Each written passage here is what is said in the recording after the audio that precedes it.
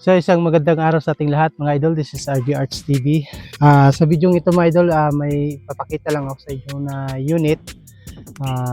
Ginagawa to sa akin isang spray type na unit. So ngayong araw na to, test fire natin siya. Yung accuracy test niya. So mga 15 meters lang yung target natin mga idol. So ito siya mga idol, no? Isang spray type, bolt action. So ganito siya, i-test fire natin. So yung buttstock niya is wooden buttstock.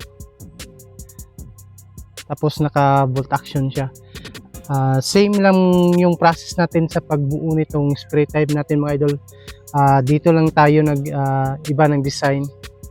So ito yung design niya. Test fire natin mga idol sa 15 meters bago natin ipadala.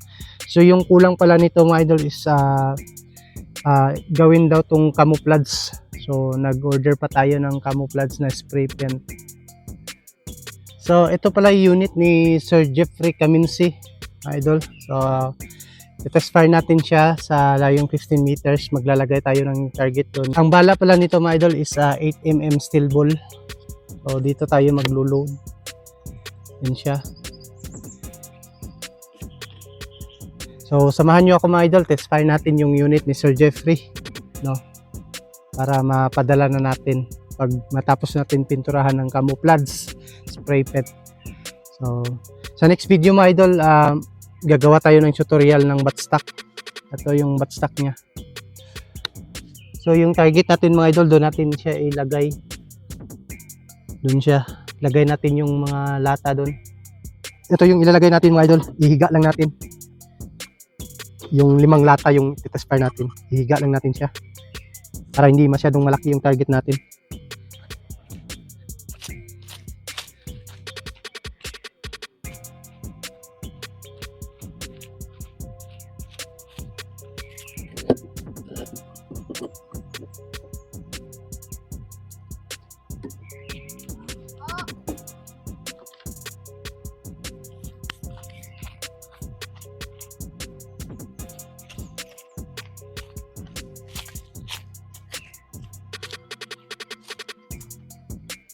Subukan na natin mga idol. So ito lang yung hassle ng spray type mga idol, no? Palagi tayo nag-spray. Open ang kanyang pinaka takip. Unlike sa mga butane type na push lang tayo ng push. Maganda rin gamitin idol yung pump type. Maganda rin yun gamitin. So sa susunod na try kong gumawa uli ng pump type ang personal unit natin. So first shots mga idol, try natin yung nasa unahan, yun sa pool. So isa pa mga idol.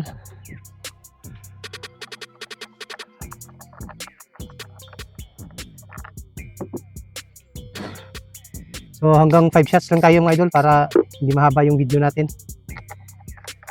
Kasi matagal talaga itong spray type kasi open tayo ng open ng kanyang takip. Load tayo. Yung pangalawa naman.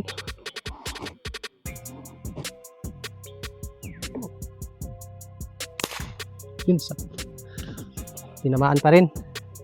So pangatlo.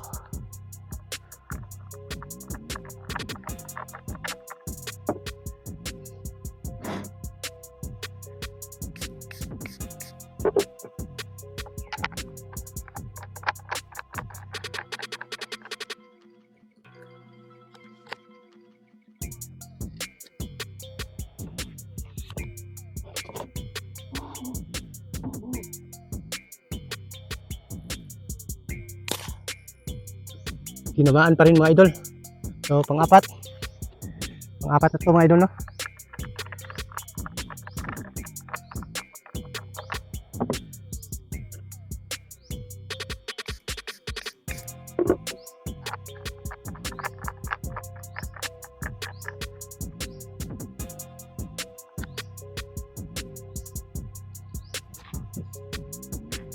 Pang-apat.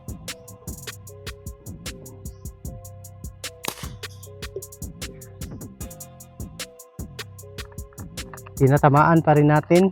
Pang-5. So, pagkatapos nito mga idol, titingnan natin yung patama ng ating spray type na laruan.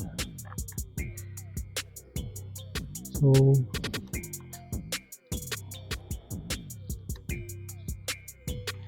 pang-5. Panghuli na to mga idol, pang-5. Full. Kunin ko lang muna mga idol yung 5 lata na nilagay natin kanina.